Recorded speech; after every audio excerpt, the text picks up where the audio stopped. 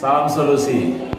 Teman-teman semua, kita hari ini akan menemui beberapa kelompok dan dalam kelompok ini nanti akan mendiskusikan sesuai dengan topik-topik yang sudah dibagi. Kita berharap ada masukan, ada kritik, ada pertanyaan dari kita yang sedang mengamati video ini. Mudah-mudahan ini menjadi salah satu bagian dari proses pembelajaran kita supaya kemudian hari kita menjadi lebih baik lagi.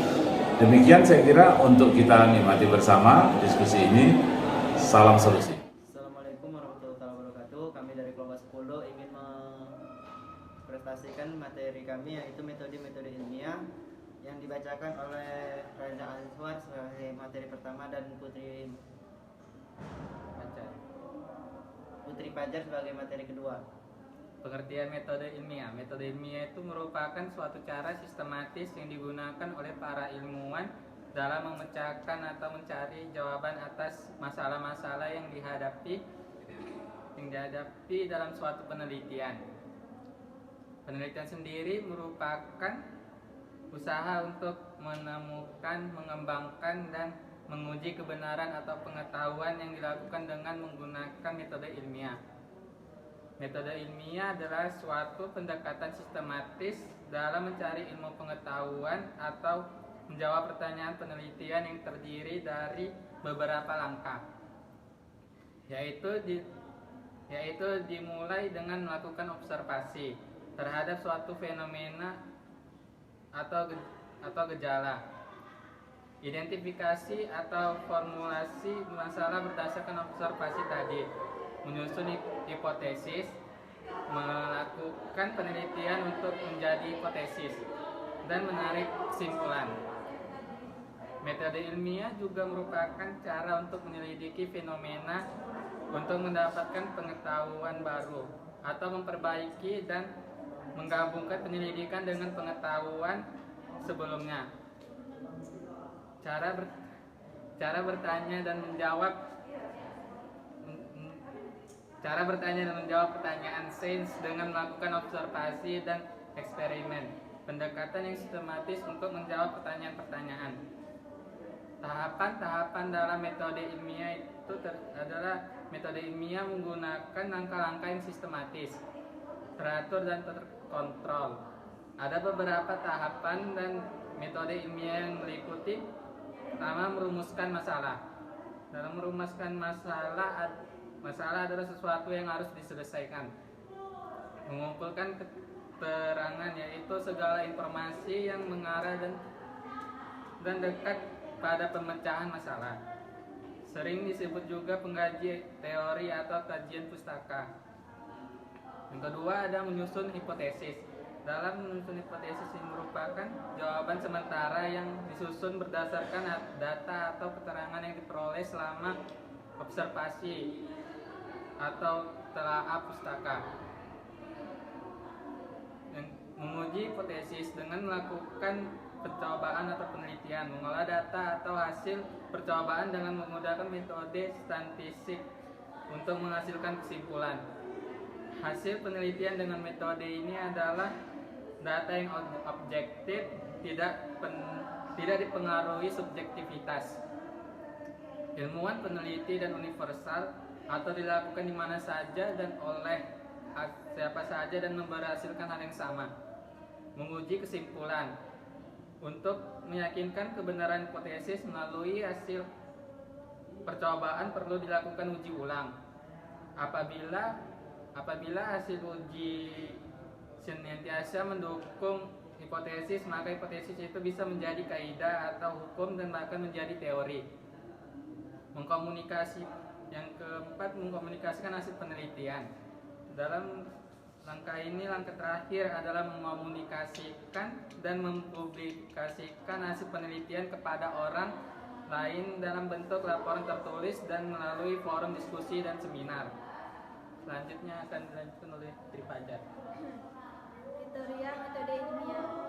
Dalam metode ilmiah ada beberapa kriteria yang harus dipenuhi, antara lain berdasarkan kepada fakta. Semua yang ada dalam metode ilmiah harus berdasarkan fakta dan dapat dibuktikan kebenarannya. Tidak tergantung prasangka, bukan hanya faktual. Sebuah metode ilmiah juga tidak boleh berisi opini-opini peneliti. Meskipun ada hipotesis, namun eksperimen harus dilaksanakan dengan objektif, walaupun hasil akhirnya tidak sesuai dengan hipotesis. Menggunakan prinsip-prinsip analisis saat menarik kesimpulan. Prinsip-prinsip analisis harus digunakan karena dibutuhkan urutan pikiran dan kejadian yang jelas. Apa yang menjadi permasalahan dan juga hubungan di antara harus diketahui dengan pasti. Perumusan masalah atau pembuatan hipotesis dibutuhkan untuk mendapatkan penjelasan terhadap terjadinya suatu fenomena.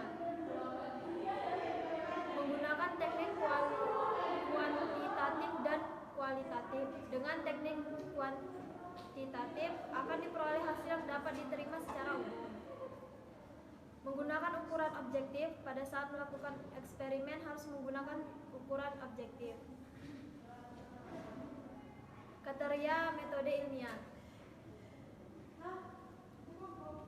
Metode ilmiah harus memiliki beberapa sifat sebagai berikut: kritis dan analisis.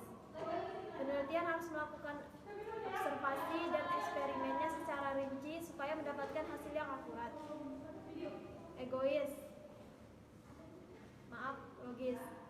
Penelitian harus dapat menjelaskan setiap langkah pada metode ilmiah secara logis, tidak boleh berdasarkan firasatnya. Objektif. Penelitian harus memastikan hasil penelitiannya nanti dapat diterima oleh orang banyak, bukan hanya untuk dirinya sendiri. Empiris.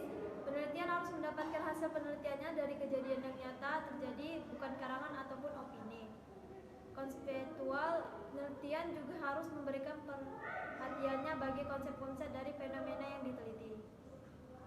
Sekian dari presentasi kami yang kami dapat sampaikan, dan saya lanjut dengan sesi pertanyaan yang dapat dipertanyakan cuma 10 pertanyaan. Sekian, terima kasih. Assalamualaikum warahmatullahi wabarakatuh. Kami dari kelompok 10 ingin mempresentasikan diskusi kami tentang metode-metode ilmiah yang dipresentasikan oleh saya Rizky Pasriwan dengan NIM 0601221005. Saya Raja Azwar Doli Harahap dengan NIM 0601222086. Saya Putri Fajariani dengan NIM 0601223038. Untuk mempersingkat waktu, mari kita mulai saja presentasinya. Langsung saja dengan pertanyaan-pertanyaannya. Ini mulai dari saya. Apakah pengertian dan metode ilmiah itu? Metode ilmiah adalah proses berpikir untuk mencegah masalah secara sistematis, empiris, dan terkontrol. Metode ilmiah itu merupakan istilah kolektif yang menunjukkan bermacam-macam proses, langkah yang dilalui bermacam-macam ilmu dalam perkembangannya. Dari saya, tahapan metode ilmiah itu apa aja sih? Tahapan metode ilmiah itu seperti satu, pengamatan gejala atau objek pengamatan. 2. Mengumpulkan data melalui eksperimen. 3. Menyusun hipotesis. 4. Menguji hipotesis dengan eksperimen. Merumuskan teori, membuat kesimpulan. Apa aja sih kegunaan dalam metode ilmiah itu? Kegunaan dalam metode ilmiah ialah membantu pemecahan permasalahan dengan penalaran dan pembuktian yang memuaskan. Gunanya memecahkan atau menentukan jawaban rahasia dan menguji ulang hasil penelitian orang lain sehingga diperoleh kebenaran yang objektif. Yang contoh dalam sikap ilmiah itu Berani dan santun ketika menyampaikan pendapat, tekun dan ulet. Memiliki sifat keingin ketahuan tentang gejala atau peristiwa di sekitar, dapat membedakan fakta dan opini, Bekerja sama ketika menyelesaikan suatu masalah. Oke, jelaskan metode ilmiah yang bersifat kritis itu apa?